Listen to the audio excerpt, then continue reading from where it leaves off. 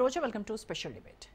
హస్తినతో కాబూల్ సఖ్యతగా ఉండటం ఇస్లామాబాద్కు కంటగింపుగా మారింది. పాకిస్తాన్, ఆఫ్ఘనిస్తాన్ మధ్య సరిహద్దుల్లో ఉద్రిక్త వాతావరణం నెలకొంది. ఇరు దేశాల మధ్య బుల్లెట్ల వర్షం కురుస్తోంది. డ్యూరాండ్ లైన్ వెంట ఉన్న పాక్ ఆర్మీ అవుట్ పోస్టులను ఆఫ్ఘాన్ బలగాలు స్వాధీనం చేసుకున్నాయి. కునార్ నుండి హెల్మండ్ వరకు బాంబులతో దద్దరిల్లింది. టెర్రరిస్టుల ఏర్వేత పేరుతో దాడులు చేస్తున్న పాకిస్తాన్పై విరుచుకుపడింది ఆఫ్ఘనిస్తాన్. 58 మంది పాక్ సైనికులు హతమైనట్లు తాలిబాన్ ప్రభుత్వం ప్రకటించింది.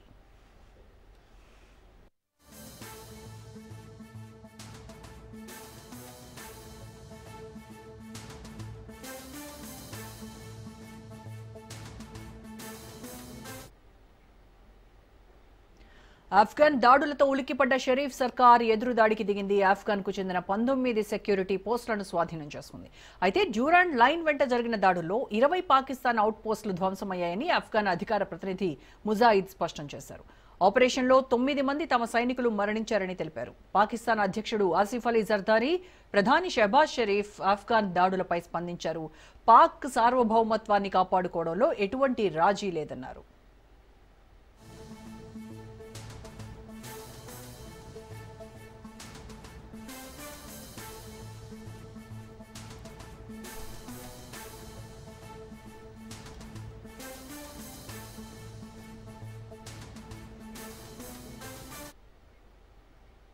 ఆఫ్ఘన్లోని కార్లాచి, బారాంచా సెక్టర్లలో దొరన్మేలా, తుర్కంజాయ్, ఆఫ్ఘనీ షహీదన్, జాండోసర్ పోస్టులు ధ్వంసమయ్యాయి.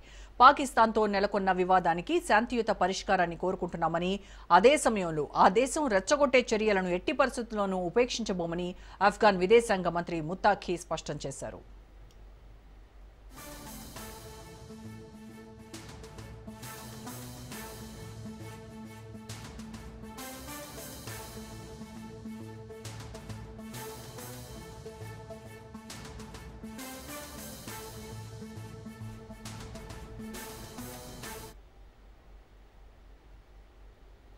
ఇక ప్రపంచంలో ఏ మూల సైనిక ఘర్షణ జరిగినా ట్రంప్ అప్రమత్తమైపోతున్నారు.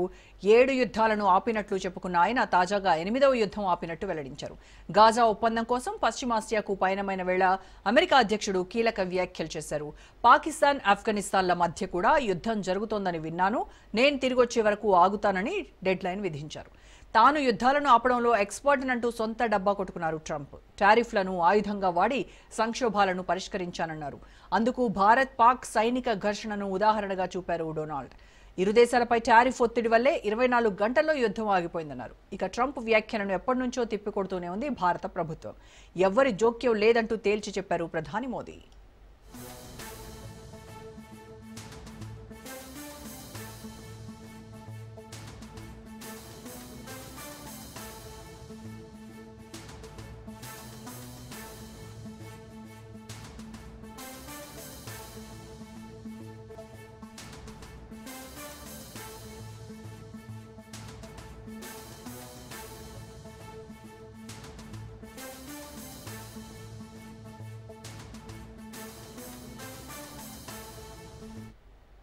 పాకిస్తాన్, ఆఫ్ఘనిస్తాన్ మధ్య సరిహద్దు వివాదాలకు సంబంధించి పూర్తి విశ్లేషణ అందించడానికి ప్రముఖ విశ్లేషకులు మురళీ మనోహర్ గారు మనతో జాయిన్ అవుతున్నారు. నమస్కారం మురళీ మనోహర్ గారు. నమస్తే. సో మురళీ మనోహర్ గారు, ఈ పాకిస్తాన్, ఆఫ్ఘనిస్తాన్ మధ్య సరిహద్దు వివాదాలు అసలు ఎలా పెరిగాయి? ఈ డ్యూరాండ్ లైన్ ఒప్పందం యొక్క అసలు చారిత్రక నేపథ్యం ఏంటంటారు? అంటే డ్యూరాండ్ లైన్ పై ఇప్పుడు పెరుగుతున్నటువంటి కాల్పులు కావచ్చు, సరిహద్దు సంఘటనలు కేవలం ఆ సరిహద్దు సమస్యగానే చూడాలంటారా? దీని వెనుక ఏదైనా జియో పొలిటికల్ గేమ్ కూడా ఉండిందంటారా? ఈ సరిహద్దు సమస్య కాదు, అసలు ఈ సరిహద్దులే లేవు ఆఫ్ఘనిస్తాన్ అండ్ పాకిస్తాన్ కు. ఆ రకంగా ముందు నుంచి కూడా వాళ్ళకు అదొక ఇష్యూనే కాదు. ఆఫ్ఘనిస్తాన్, పాకిస్తాన్ రెండు ఒక దేశంగానే ఉన్నాయి. రెండు టెర్రరిస్ట్ సంస్థలను పెంచి పోషించినట్టే. కనుక ఇప్పుడున్నటువంటి వీళ్ళు ఎవరైతే ఆఫ్ఘనిస్తాన్ పాలకులు ఉన్నారో వీళ్ళు ఒకప్పుడు టెర్రరిస్ట్ ఆర్గనైజేషనే కదమ్మా. పాకిస్తాన్ పెంచి పోషించిందే, అమెరికా పెంచి పోషించినటువంటి సంస్థలే ఇవన్నీ కూడా. కాకపోతే ఒక 3 ఏళ్ల నుంచి తామే స్వయంగా అధికారంలోకి ఆఫ్ఘనిస్తాన్ లో వచ్చారు. ఇప్పుడు మొన్న విదేశాంగ మంత్రి ముత్తాఖీ ఎవరైతే వచ్చారో వీళ్ళంతా కూడా ఆ సంస్థలో భాగమే. కనుక పాకిస్తాన్, ఆఫ్ఘనిస్తాన్ బ్రదర్స్ లాంటి వాళ్ళే వీళ్ళంతా కూడా. పాకిస్తాన్ ఒక టెర్రర్ కంట్రీగా మనకు పేరున్నటువంటి సంస్థ. ఆఫ్ఘనిస్తాన్ కు కావాల్సిన పోషణ అంతా కూడా అమెరికా ద్వారా పాకిస్తాన్ అందిస్తూ వచ్చింది. కనుక ఎప్పుడైతే ఇక్కడ ఈ ప్రభుత్వం ఏర్పడ్డ ఆఫ్ఘనిస్తాన్ లో టెర్రరిస్టులు వచ్చి, ఒకప్పుడు ఒక సంస్థనే నడిపిన టెర్రరిస్టులు వచ్చి ప్రభుత్వాన్ని స్థాపించేటప్పుడు మనం ఎవరం హ్యాపీగా లేం. అయ్యో, దీంతో టెర్రర్ తో ఇంత బాధపడుతున్న దేశాలు ఒక టెర్రరిస్ట్ సంస్థనే అధికారంలోకి వస్తుంది, ఒక దేశాన్ని ఏలుతుంది అనేది ఎవరికి యాక్సెప్టబుల్ విషయం ఏం కాదు. అందుకని ఆ గుర్తింపు ఇప్పటికి కూడా ఆఫ్ఘనిస్తాన్ కు ప్రపంచవ్యాప్తంగా చాలా దేశాలు ఇవ్వలేదు. చైనా ఇచ్చింది, రష్యా ఇచ్చింది, ఇంకా కొన్ని దేశాలు ఇచ్చాయి. వీళ్ళకి సంతోషం ఏంటంటే అక్కడి నుంచి అమెరికా వెళ్ళిపోవడం అనేది వాళ్ళకి సంతోషం. మనకు కూడా సంతోషం అమెరికా వెళ్ళిపోవడం. అమెరికా ఒక చేతిలో పప్పెట్ గా ఉండేది ఆఫ్ఘనిస్తాన్ అనేది వీళ్ళందరికీ ఒక స్థావరం. కనుక తమ తమ సంస్థలను తమ తమ ఆర్మీని డిప్లాయ్ చేసుకోవడానికి వీళ్ళందరికీ ఒక స్థావరంగా ఉండేది. కానీ సొంత ప్రభుత్వం ఎవరైతే సొంత ప్రభుత్వం ఏర్పాటు చేసుకున్నారు అనేటువంటి సింపతి మనకుంది. అంతే తప్పితే మనం కూడా అక్కడ టెర్రరిస్ట్ ఒక దేశాన్ని వెళ్ళడం మనకి ఇష్టమైనటువంటి విషయం ఏం కాదు. కనుక ఇష్టమైన విషయం ఎవరికి అంటే పాకిస్తాన్ పండగ చేసుకున్నది ఆ టైంలో. 3 ఏళ్ల క్రితం వీళ్ళు ప్రభుత్వాన్ని ఏర్పాటు చేసినాం. కాకపోతే జరిగింది ఈ డ్యూరాండ్ రేఖ ఎందుకు ఇప్పుడు ఇబ్బంది అయింది అంటే, ఈ రేఖను దాటి చాలా మంది అప్పటి ఈ ముజాహిదీన్ గ్రూప్స్ అన్ని కూడా వెళ్ళి పాకిస్తాన్ లో సెటిల్ అయ్యారు. వాళ్ళ దగ్గర తుపాకులు ఉన్నాయి. తుపాకీ ఉన్నవాడు ఎప్పుడు ఊరికే ఉంటాడు, ఏదో ఒక గొడవ వస్తుంది. ఇప్పుడు మాకు ఇబ్బంది అయిపోతుంది, వీళ్ళను పంపిస్తాము అని చెప్పేసి 4 లక్షల మంది ట్రైన్డ్ టెర్రర్ గ్రూప్స్ అక్కడ ఉన్నాయి. వీళ్ళంతా ఆఫ్ఘనిస్తానీ నేటివ్స్ వాళ్ళు, కానీ అక్కడ పాకిస్తాన్ లో పోయి సెటిల్ అయ్యారు. ఇప్పుడు వాళ్ళని ముట్టుకుంటే ఒక సమస్య, ముట్టుకోకపోతే ఒక సమస్య. పామును పెంచకూడదమ్మా, పామును పాలు పోసి పెంచకూడదు. పామే అవుతుంది ఎప్పుడైనా కూడా. పాము తప్పకుండా కాటేస్తుంది దానికి అవకాశం వచ్చినప్పుడు. ఇది ఈ రోజు పాకిస్తాన్ అనుభవిస్తుంది. మనం ఎప్పుడు ఇటువంటి పనులు మనం చేయలేదు. కాకపోతే ఇప్పుడు పాకిస్తాన్ ఆ సమస్యని ఎదుర్కొంటుంది. పాకిస్తాన్ కూడా ఆఫ్ఘనిస్తాన్ నచ్చడం లేదు, ఆఫ్ఘనిస్తాన్ లో ఉన్న ప్రభుత్వం నచ్చడం లేదు. ఎందుకు అని అంటే, అయ్యో అట్లా మమ్మల్ని కాదని ఇండియాతో ఎలా సంబంధాలు పెట్టుకుంటారు? విదేశాంగ మంత్రి ఇండియాలో తాలిబాన్లను అధికారంలోకి తెచ్చేందుకు పాకిస్తానే చాలా హెల్ప్ చేసింది. అదే అంటున్నాను, ఇంతకాలమేమో హెల్ప్ చేసింది తాలిబాన్లు ప్రభుత్వం ఏర్పడ్డ తర్వాత మనల్ని కూడా చాలా సహాయం కోరారు. ప్రభుత్వమే ఇప్పుడు అది తాలిబాన్లు అనేవాళ్ళు ఇప్పుడు టెర్రరిస్టులు కాదు, వాళ్ళు ఒక ప్రభుత్వాన్ని నడుపుతున్నారు, బాధ్యతాయుతమైనటువంటి ప్రభుత్వాన్ని నడుపుతున్నారు. కనుక వాళ్ళ విదేశాంగ మంత్రి వస్తే మనం ఇప్పటికీ గుర్తించడం లేదు ఆ ప్రభుత్వాన్ని. అయినా సరే ఒక అతిథి వచ్చాడు కనుక గౌరవించాం అతన్ని. వాళ్ళు కొన్ని కోరికలు కోరారు. విద్యా సంస్థలు మాకు కట్టించండి, హాస్పిటల్ కట్టించండి, ఇన్ఫ్రాస్ట్రక్చర్ నిర్మాణానికి మాకు సహాయం చేయండి, మెడికల్ సర్వీసెస్ మాకు ఇవ్వండి వాళ్ళు కోరుకుంటున్నారు. కనుక మానవత్వం దృష్ట్యా ఒక మానవీయమైనటువంటి సహాయం మాత్రమే మనం చేస్తున్నాం వాళ్ళకు. దీనికి వాళ్ళు కృతజ్ఞతగా మన దగ్గరకు వచ్చారు, అంతే తప్పితే మనకు ప్రత్యేకమైన సంబంధాలు ఏం లేవు. పైగా దీన్దార్ అంజుమన్ లాంటి ఒక సంస్థ మన ఉత్తరప్రదేశ్ లో ఉంటుంది. ఫిలాసఫీ ట్రైనింగ్ ముఖ్యంగా ఫిలాసఫీ అందించేది దీన్దార్ అంజుమన్ వీళ్లకు.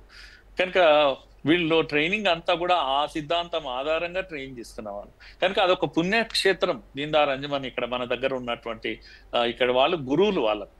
ఆ విధంగా వాళ్ళకు రిలీజియస్ సంబంధాలు ఉన్నాయి, కానీ మన ప్రభుత్వానికి ఎటువంటి సంబంధాలు లేవు. ఏది ఏమైనా కంటగింపుగా ఉంది పాకిస్తాన్ కు విదేశాంగ మంత్రి ఇక్కడికి రావడం. అలాగే అక్కడ ఉన్నటువంటి వీళ్ళంతా కూడా వాళ్ళను పంపించేటువంటి ప్రయత్నము ఇప్పటికిప్పుడు పాకిస్తాన్ ఎందుకు చేసిందో తెలియదు. దాడులు కూడా చేయడం ప్రారంభించేసింది. సో దాని పర్యవసానం అయితే ఏది ఏమైనా ఆఫ్ఘనిస్తాన్ చాలా చిన్న దేశం. ఆఫ్ఘనిస్తాన్ మిలిటెంట్స్ లేకపోతే ఆర్మీ అనుకుందాం, ఇప్పుడు మిలిటెంట్స్ కాదు వాళ్ళంతా కూడా. కనుక వాళ్ళ దగ్గర ఎనర్జీ ఎంత ఉందండి, వాళ్ళ దగ్గర ఆయుధాలు ఎన్ని ఉన్నాయి, వాళ్ళ దగ్గర ఎయిర్ ఫోర్స్ ఉందా, బాంబింగ్ చేయగల అణుబాంబు ఉంది పాకిస్తాన్ దగ్గర, ఆఫ్ఘనిస్తాన్ దగ్గర ఉందా? ఏవీ లేవు. కానీ ఏముంది అంటే పౌరుషం ఉంది వాళ్ళకు. ఎందుకంటే వాళ్ళు వెల్ ట్రైన్డ్ టెర్రరిస్ట్ ఒకప్పుడు, ఇప్పుడు కాదు. కనుక ఉన్న వాళ్ళతోటి వాళ్ళు ఏమంటాము ఆత్మాభిమానంతో మా దేశం మేము నడుపుకుంటాం, మీరెవరు, మీ కింద చెప్పు చేతుల్లో మేము పనిచేయాలి అంటే కుదరదు, కనుక మా బార్డర్స్ మాకున్నాయి అని డ్యూరాండ్ రేఖ దగ్గర ఈ గొడవ స్టార్ట్ అయింది. ఇప్పుడు ఆర్మీ పోస్టుల మీద పెద్ద ఎత్తున దాడులు చేస్తున్నారు. 50 మంది 60 మంది పాకిస్తాన్ జవాన్లు చనిపోయారని వీళ్ళు చెప్తున్నారు. లేదు మేమే చంపాం వాళ్ళను, వాళ్ళ పోస్టులను నిర్వీర్యం చేశామని పాకిస్తాన్ కూడా చెప్తుంది. కానీ ప్రాణ నష్టం అయితే తప్పకుండా జరుగుతుంది. కనుక మనం వీటిలో ఎక్కువ జోక్యం చేసుకోవడం లేదు. మన లిమిటేషన్స్ లో మనం ఉన్నాం. మన జోలికి పాకిస్తాన్ ఇప్పట్లో రాదు అనేటువంటి ఇది భరోసా అయితే అందరికీ ఉంది. ఎందుకంటే పాకిస్తాన్ మొన్ననే దెబ్బతిన్నది. పైకి ఎంత గొప్పగా మాట్లాడుకున్నప్పటికీ కూడా ఆఫ్ఘనిస్తాన్ తో గొడవ పడాల్సిందే కానీ ఇండియా వరకు వచ్చేటువంటి పరిస్థితులు వాళ్ళకు లేవు. అయితే ఆఫ్ఘన్ తాలిబాన్ పరిపాలనలో ఉన్నటువంటి ఈ టైంలోనే ఈ రకమైనటువంటి సైనిక ఘర్షణలు పాకిస్తాన్ పైన ఎందుకంటారు? ఇప్పుడు పాకిస్తాన్ ఏంటంటే వాళ్ళ తాలిబాన్ల మీద సామాన్యమైన పాకిస్తానీస్ కు ఎవరికి కోపం లేదు తాలిబాన్ల మీద. కానీ పాకిస్తాన్ యాజ్ ఏ గవర్నమెంట్ చాలా కోపంగా ఉంది. నేను ఇంతకుముందు చెప్పినట్టుగా లెసన్ టీచ్ చేయాలి. వీళ్ళంతా ఆఫ్ఘనిస్తాన్ మా చేతుల్లో ఉన్నారు. మేము బిగ్ బాస్, మేము కనుక బిగ్ బ్రదర్, మేము కనుక చోటా బ్రదర్ లాగా మీరు ఉండి తీరాలి.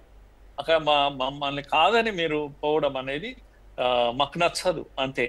అయితే ఆఫ్ఘనిస్తాన్ పాకిస్తాన్కి ఇవ్వడానికి ఏమీ లేదమ్మా. ఆఫ్ఘనిస్తాన్ కు ఇవ్వడానికి పాకిస్తాన్ దగ్గర ఏమీ లేదు. ఉన్నంత ఆయుధాలే. కనుక ఆ కోపాలు తాపాలు చంపుకోవడాలు తప్పితే చేయగలిగింది అంటూ ఏమీ లేదు. కాకపోతే ఈ వీళ్ళు ఎవరైతే తాలిబాన్లు అక్కడ సెటిల్ అయ్యారో పాకిస్తాన్ లో ఉన్నారో కొన్ని లక్షల్లో ఉన్నారు వాళ్ళ వల్ల సమస్యలు ఉన్నాయి పాకిస్తాన్ తప్పకుండా. వాళ్ళు కూడా ట్రబుల్స్ క్రియేట్ చేస్తున్నారు పాకిస్తాన్ కు. కనుక అది కూడా ఇబ్బంది ఉంది పాకిస్తాన్. అందుకే లెసన్ టీచ్ చేయాలని ఈ టైంలో అనుకున్నది. ఎప్పుడు విదేశాంగ శాఖ మంత్రి మన దగ్గరకు వచ్చినప్పుడు లెసన్ టీచ్ చేయాలి ఇంతవరకు అనుకోలేదు, కానీ ఇప్పుడు అనుకుంటుంది ఎందుకో పాకిస్తాన్. పైగా వాళ్ళకున్న బలమంతా ఎవరు అంటే ట్రంప్ సహాయం మాకుంటుంది, కనుక వీళ్ళకి ఇప్పుడే లెసన్ టీచ్ చేస్తాం అనేటువంటి పద్ధతిలో ఉంది. కానీ ఆఫ్ఘనిస్తాన్ మనం మర్చిపోకూడదు.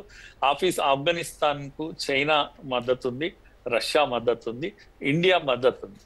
అందుకే ఆఫ్ఘనిస్తాన్ కూడా ధైర్యంగా నిలబడ్డది. ఇదంతా ఒక గేమ్, ఇది పొలిటికల్ గేమ్. అమెరికా ఏం చేస్తుంది అనేది ఇప్పుడు అందరూ వేచి చూస్తున్నటువంటి విషయం. పాకిస్తాన్ కూడా అదే ఆఫ్ఘనిస్తాన్ కి ఇండియా సపోర్ట్ చేయడము, అందుకే ఆఫ్ఘనిస్తాన్ విదేశాంగ మంత్రి ఈ ముత్తాకి మన భారత్ పర్యటనకి రావడము, ఇవన్నీ దౌత్యపరంగా మనకు ఏ రకమైనటువంటి హెల్ప్ అవుతాయంటారు? ఒకటి, మనము క్రిటికల్ బార్డర్ ఏదైతే ఉంటుందో ఆఫ్ఘనిస్తాన్ పాకిస్తాన్ మధ్యలో ఉండే క్రిటికల్ బార్డర్ పొజిషన్ మన అవసరాలు మనకున్నాయి. అందుకని ఇప్పుడు పాకిస్తాన్ తో యుద్ధం చేస్తున్న ఈ సమయంలో ఆఫ్ఘనిస్తాన్ మనకు ఏదో సహాయం చేస్తుందని కాదు, కానీ మన బార్డర్స్ లో ఆఫ్ఘనిస్తాన్ మనకు అనుకూలంగా ఉండడం అనేది మనకెప్పుడు ప్రయోజనం. ఇది మనకు లాభం కలిగించేదే కానీ నష్టం కలిగించేది కాదు. పొరపాటున పాకిస్తాన్ మనపై కూడా ఏదైనా ధైర్యం చేసి ఏదైనా ప్రయత్నం చేస్తే పాకిస్తాన్ తీవ్రంగా దెబ్బతీయగలుగుతాం. ఆఫ్ఘనిస్తాన్ భూభాగాన్ని కూడా మనం వాడుకోగలుగుతాం ఈ టైంలో. కనుక ఈవెన్ పిఓకే లాంటి దాన్ని కూడా కంప్లీట్ గా మన చేతిలోకి తీసుకోగలం. వ్యూహాత్మకంగా ఆఫ్ఘనిస్తాన్ భూభాగము మనకు చాలా అవసరం ఈ టైంలో. కనుక ఆ రకంగానే వ్యూహాత్మకంగానే వ్యవహరిస్తున్నాం. ఏది కూడా అతి చేయడం లేదు. మనం యుద్ధానికి దిగడం లేదు, మనం స్వయంగా వెపన్స్ వాడడం లేదు, ఏమి చేయడం లేదు. మారల్ గా మాత్రమే ఆఫ్ఘనిస్తాన్ తో సంపూర్ణంగా నిలబడ్డాం. అది చాలా సమస్యగా ఉంది పాకిస్తాన్ కు. అయితే పాకిస్తాన్ ఏమో ఆఫ్ఘనిస్తాన్ హెలికాప్టర్లను మేము కూల్ చేసాము అని చెప్తున్నారు. అయితే ఆఫ్ఘనిస్తాన్ ఏమో అసలు మా దగ్గర హెలికాప్టర్లే లేవు అని చెప్తున్నారు. సో ఏది వాస్తవం అంటారు వీటిలో? లేవు, ఉన్నాయి. వీళ్ళకి ఏది కూడా అఫీషియల్ లెక్క ఉండదు. తాలిబాన్ల దగ్గర కూడా ఉన్నాయా లేవు అంటే ఉన్నాయంటే ఉన్నాయి, లేవంటారు. ఎందుకంటే వాళ్ళు తయారు చేసింది ఏం లేదు. ఆఫ్ఘనిస్తాన్ లో వాళ్ళకు ఇండస్ట్రీ లేదు, లేకపోతే వాళ్ళకేమో కర్మాగారం లేదు, ఆయుధ కర్మాగారం లేదు, ఏదీ లేదు. వాళ్ళు మొన్నటి వరకు టెర్రరిస్టులు పాపం. ఇప్పటికి ఉందా లేదు అంటే అఫీషియల్ గా లేదు. అన్అఫీషియల్ గా అన్నీ ఉంటాయి వీళ్ళ దగ్గర, అన్నీ ఉంటాయి. రాకెట్లు కూడా ఉంటాయి, పెద్ద ఎత్తున ఉంటాయి. మిసైల్స్ ఉంటాయి, చాలా మిసైల్స్ ఉంటాయి. కనుక అనేక దేశాలు వీళ్ళకి సహాయం చేస్తూనే ఉన్నాయి. కనుక అఫీషియల్ గా ఏ దేశం వీళ్ళకి ఇవ్వదు, కానీ అన్అఫీషియల్ గా అందరు ఇచ్చే వాళ్ళే ఉన్నారు ఇప్పుడు ఈ టైంలో. కనుక పాకిస్తాన్ అనవసరంగా ధైర్యం చేయొద్దు. చిన్న దేశమే ఉండొచ్చు కానీ ధైర్యం చేయొద్దు. మొదటికే దెబ్బతిన్న దేశము, కనుక ఆర్థికమైన సమస్యలతో కొట్టుమిట్టాడుతున్నటువంటి దేశము. బలూచిస్తాన్ ఇంకొక వైపు ఎంత సమస్యగా ఉంది, వాళ్ళకు రక్తం ఏరులై పారుతుంది అక్కడ.